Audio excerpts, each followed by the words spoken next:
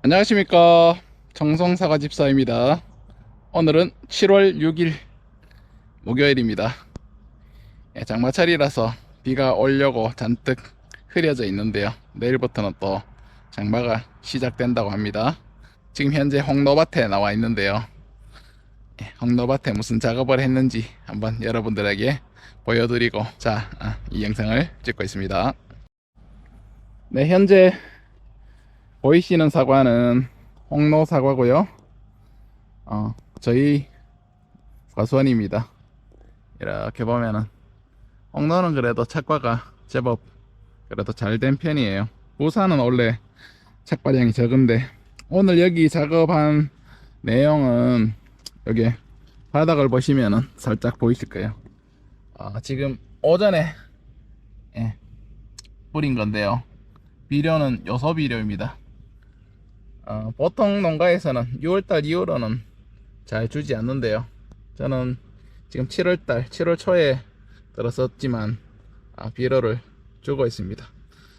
작년 제가 농사를 지어 보면서 비료 측정을 계속 해본 결과 어떤 게 있었냐면은, 봄철에 열매가 비대가 작을 때는 비료 소비량이 적은 걸로 확인됐고, 뿌린 뒤에도 엄청나게 좀 긴 시간 동안 비료가 유지되었고 그런 것을 확인했습니다. 그리고 비대가 된 본격적으로 비대가 될 때는 비료 소비가 엄청나게 늘어난다는 것을 발견하였습니다.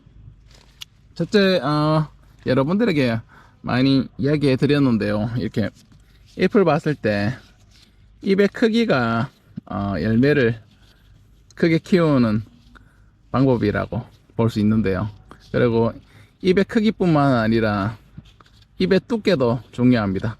보통 색깔을 이렇게 봤을 때 약간 진한 색이 현재는 좋습니다.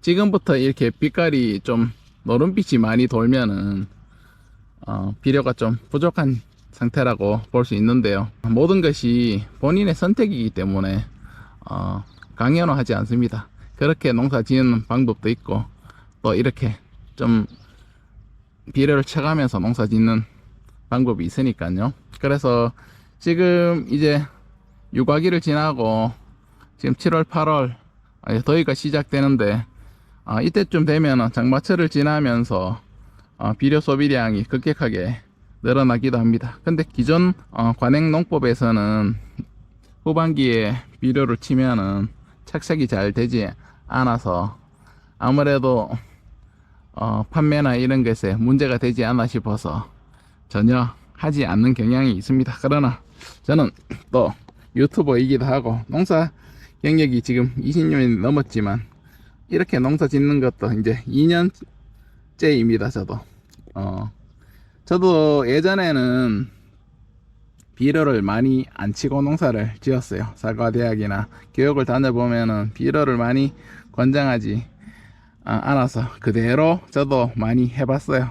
그러니까 어떤 문제점들이 발견되었는지 이야기해 드릴 수 있는데요, 어떤 문제점이냐면 초반기에 제가 농사 지었을 때는 비료를 크게 안 치고 농사를 지어도 사과 품질이 어느 정도 잘 나왔습니다. 그래서 돈도 많이 벌고 했는데 어느 순간 어느 시점이 되니까 이게 사과 품질이 떨어지고, 그리고 사과 잎의 건강도가 좋아야 되는데 사과 잎이 힘이 없고, 무사 같은 경우에는 갈반병이 잘 나고, 홍로는 말하자면은 낙과가 예전엔 낙과가 별로 없었는데 낙과가 더 심해지고, 이 사과 홍로 같은 경우에는 사과 겉면에 보면은 꿀이 나오기도 하고, 또한 꿀이 나온 걸 넘어서면은 이렇게 벤질벤질하게 기름기가 있는 그런 현상들이 많이 있었는데요, 작년 같은 경우에는 낙과도 거의 되지 않고 하는 것을 보았기 때문에 제가 같은 경우에는 보통 겁이 나서 비료를 잘 주지 못하는데요, 저는 과감하게 할 수 있습니다. 그리고 특히 요소 같은 경우에는 질소가 일반 복합 비료보다는 배 이상 높잖아요. 보통 21-, 20 과수원에서는 18- 내지 15- 이런 질소 함량이 낮은 것을 치는데, 질소 양을 높이면은 품질이 나빠진다고 하는데 꼭 그렇지는 않더라고요. 저 같은 경우에는 이렇게 치고 이것만 하고 끝나는 것이 아니라 영양제도 같이 해주기 때문에 어느 정도 비율이 나오는 것 같습니다. 원래 홍로도 보면은 냉해를 받기는 받았어요. 그래서 중심화가 많이 열리지는 않았는데, 그래서 보면 좀 잘 굴른 것도 있고, 여기 보면은 크기가 상대적으로 좀 더 작은 것도 있고, 여기 같은 경우에는 안쪽 동네에는 좀 우박도 좀 내려서 피해를 받기도 했는데, 저희는 우박은 많이 맞지는 않는데 가끔씩 보면 이렇게 한 개씩은 있긴 있더라고요. 그러면 현재는 따내도 되니까 상관은 없습니다. 네. 올 같은 경우에는 지금 장마철이라고는 하는데, 장마철 치고는 그래도 비가 좀 적게 온 편이에요. 경상도 북부지방에는 100mm 넘게 온 곳은 뭐 내가가 넘어서 피해를 보기도 하고, 또 전라도 같은 경우에는 일찌감치 좀 피해가 났던 것 같은데요. 아직까지는 괜찮은 걸로 확인이 되고, 비가 좀 많이 왔을 때는 홍로 같은 경우에는 탄저를 조심해야 되고, 그리고 부사 같은 경우에는 갈반병이 아주 문제죠. 현재까지는 제가 전반적으로 둘러봤을 때는 크게 문제되지는 않던데, 일부 가원에서는 이제 갈반병 포자가 이렇게 있는 그런 이파리들이 보이기 시작하더라고요. 그러면 지금 7월이니까 7월, 8월 하면 점점 병반이 확산되지 않을까, 이렇게 약간 우려가 되는데요.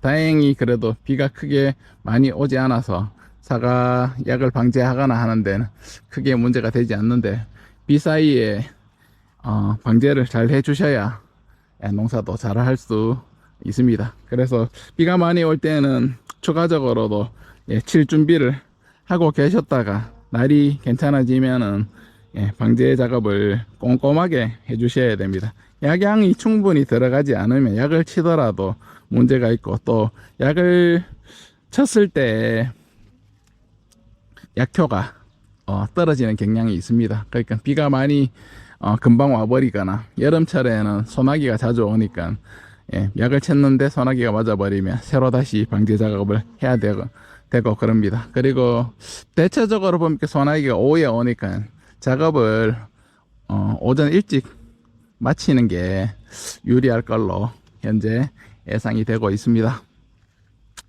올해 사과 시세가 보면은 지금 예년에 비해서 엄청나게 좋고, 들어보니까 지금 이때까지 사과 농사 중에서 제일 비싼 가격에 지금 거래가 되고 있다고 하는데, 저도 그나마 그래도 조금 늦게 팔아서 소득을 그래도 좀 올렸는데, 조금 한 달만 더 늦춰서도 몇천만 원이 왔다 갔다 할 정도로 그렇기도 한 것 같습니다. 이미 지나간 거는 할 수가 없고요. 또 원래 지금 냉해를 많이 받아서 사과가 지금 사과량이 어떻게 될지 예상을 저는 정확하게 할 수는 없지만은, 예년보다는 줄어들어서 아마도 거래가 활발히 되지 않을까 예상을 해봅니다. 그래서 일단 농사꾼들은 농사를 깨끗하게 지어야 됩니다. 병반이 없이 깨끗하게 지어야 소출도 많이 나고, 특히 방제 작업 하실 때 약양을 충분하게 하셔야 되고, 도장지가 복잡하다면은 약간씩 솎아 주셔서 약이 잘 들어가고 바람이 통하고 햇볕도 잘 통하게 만들어 주시는 것이 고품질을 만들 수 있습니다. 뭐 대단한 큰 기술이 있는 건 아닌데요. 근데 아주 백지장 하나 차이가 큰 차이를 만듭니다. 농사를 해보면 그렇습니다. 농사도 어렵다. 보통 보면 어떤 일을 하다가 보면 잘 안 되면은 농사나 지으러 가야지, 뭐 이런 말을 쉽게 하는데요. 예, 그거는 틀린 말에 가깝습니다. 농사도 전문가가 돼야 됩니다. 그리고 내용을 빨리 파악하셔서 공부를 하셔서 예, 빨리 고수에 들어가야지 자기 소득이나 그리고 생활하시는데 어려움을 겪지 않습니다. 그리고 남에게 도움도 줄 수도 있고요. 자, 오늘 영상은 홍로밭에서 찍어봤습니다. 여러분들이 도움이 되는 영상이 되었길 바라보겠습니다. 감사를 드립니다.